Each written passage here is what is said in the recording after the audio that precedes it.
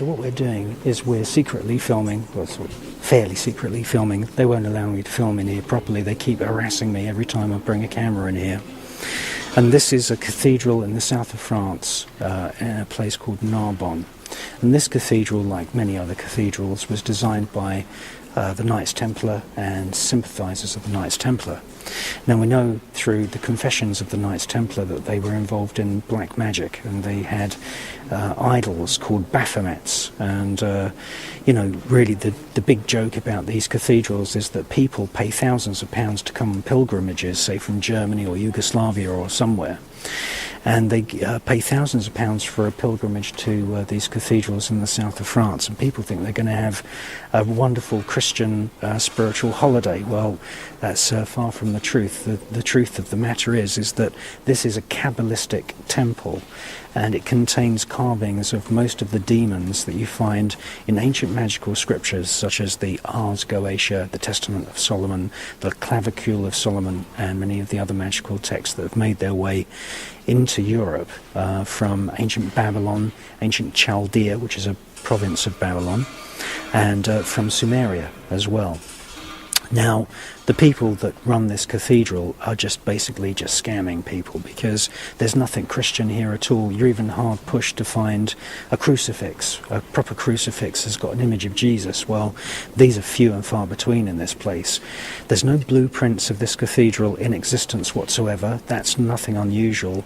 The blueprints were usually sketched into plates of wet wax or wet clay, and then they were destroyed after the cathedrals were built. And basically this is a place which is full of carvings of devils and demons and all of the kinds of bad spirits that you find in these magical texts. And behind me you can see a very, very typical example. Now, about 3.5 years ago, this altar was uncovered. And it's full of demons, and it's full of devils, and it's full of devils eating people and all this kind of thing. And I filmed it a year ago, and unfortunately a couple of the curators saw me filming it, and they really didn't like me filming it. Now, in the year that's passed since I was here last time researching this particular cathedral, what they've gone and done is they've gone and bleached all of these demonic and devil figures, because when I was here a year ago they were painted in very gaudy oranges and yellows and blacks and reds and this kind of thing, and it really did look completely satanic and completely demonic.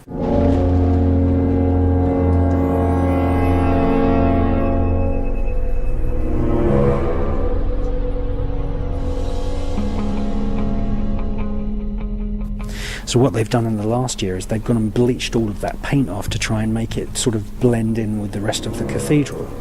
The story is that, nobody knew that this altar, I call it an altar of the Black Mass. The story is that nobody knew that this altar even existed, and they were doing a bit of renovation work here, and 3.5 years ago, oh hey presto, we've all of a sudden found this altar which is full of demons and devils and this kind of thing. Well, the truth of the matter is this, is that many people who claim to be cardinals and priests and members of the Catholic Church are actually involved in black magic, and there is such a thing as a Black Mass. Now, the Black Mass is exactly the same as the Catholic Mass, except everything is reversed, and instead of praising Jesus and God, they praise Satan and Lucifer. And I believe that what we've got here is we've got a typical example of one of these cathedrals that was funded and built by black magicians such as the Templars, and we've got an altar here which is where black masses would have taken place, and you see humans being eaten by demons and this kind of thing. Now, we're going to have a little tour as far as we can with the curators keeping an eye on us, and I'm going to show you some of the demons which you find in typical magical texts, such as the Testament of Solomon, the Clavicule of Solomon, and the Ars Goetia. And you can actually find all of those demons and devils in this cathedral. Now, before we go on the tour, I'm just going to show you some of the features of this actual altar. And the thing to bear in mind is that this would have been used, this altar with the statues of the demons and the devil, would have been used as some kind of visual aid to a satanic priest who would have, explained to people, this is what the devil looks like, these are the demons, and probably given their names. Now, for the Christian congregations, who were basically illiterate peasants who would have come here, they would have probably explained away the existence of this altar by saying, this is what's going to happen to you if you don't give money to the church. You're going to go to hell and all this kind of thing. Or the other possibility is that nobody even knew that this altar to the Black Mass existed, and they may have even kept it covered up. It's not until you zoom in that you can really see how evil the whole thing is. There's all kinds of winged demons, griffins, devils. If there's any humans depicted, then they're usually depicted as being boiled or eaten, or having their limbs crushed and broken. What about these figures up here? Are they saints or are they just... Well, they're meant to be, but it's just basically a cover story for having this evil altar. You can see griffins there, all kinds of weird things. And then, at the centre of this entire horrible altar, you've got this mouth of a monster with another monster inside, and to the left of the monster inside the mouth, there's a cauldron full of people being boiled, and other people, and there's people being hung as well. You may, ask yourself, what's this actually doing in a church? It's so evil.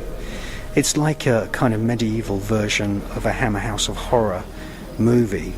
There's a cartload of people that are going to be probably eaten or killed in some horrible fashion. And it's important to remember that the Knights Templar were very, very much involved in the design of these kinds of cathedrals. And it's no wonder that guilds of Freemasons were formed, and they secretly worked on these buildings and then destroyed all of the blueprints. But all the paint, as you can see behind, it was painted in very, very gaudy colours. And what's happened in the year since I was here last is that all that paint's been bleached off to try and make it blend in with the rest of the cathedral, I suppose in order to stop people like me from asking awkward questions. Now, the cover story is that you've got, some kind of Mary and Jesus figure standing on top of the devil. But as far as I'm concerned, it's strange that this altar was covered up and not known about up until 3.5 years ago.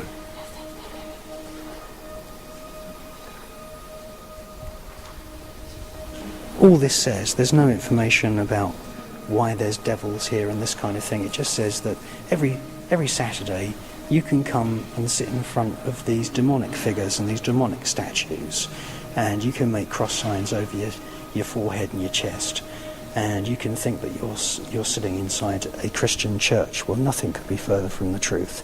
Why, out of all of these individual chapels in this gigantic cathedral, have they chosen this particular demonic kind of altar to have all of the Christian ceremonies? And the interesting thing is that right behind, and I'll just go over there, is that we have some very, very interesting skull and crossbones iconography.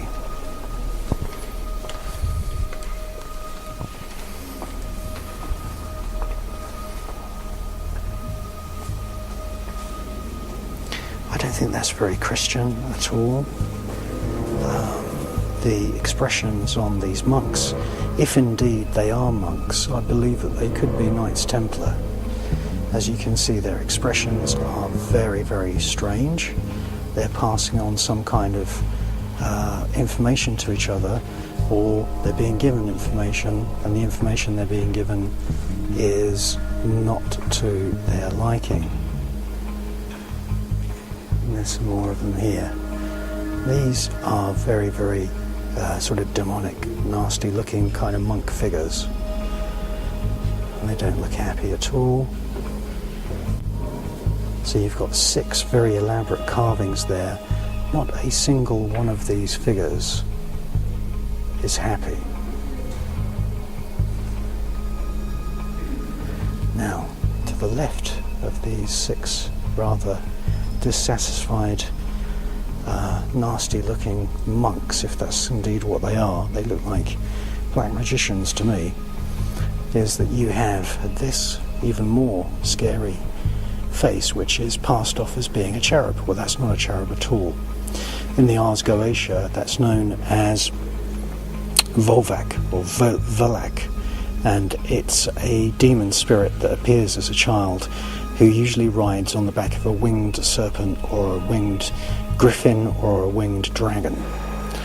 And as you can see, that is not the happy face of a cherub. It's been deliberately carved as an evil face, and in the left hand pupil you can see that very clearly. And you say, well, where's the dragon? If that's meant to be Volak or Volvac from the Goetia, where's the dragon? Well, the dragon is right here. There's 2 of them in symmetry. So that does not fit into the idea of an angel or a cherub. It's very, very demonic, and that sits on top of a plaque which has very, very serious and nasty skull and bones iconography. But there's larger griffins and dragons and larger sort of strange composite creatures which resemble the creatures which are described in ancient magical texts elsewhere in this cathedral. So let's take a look at them.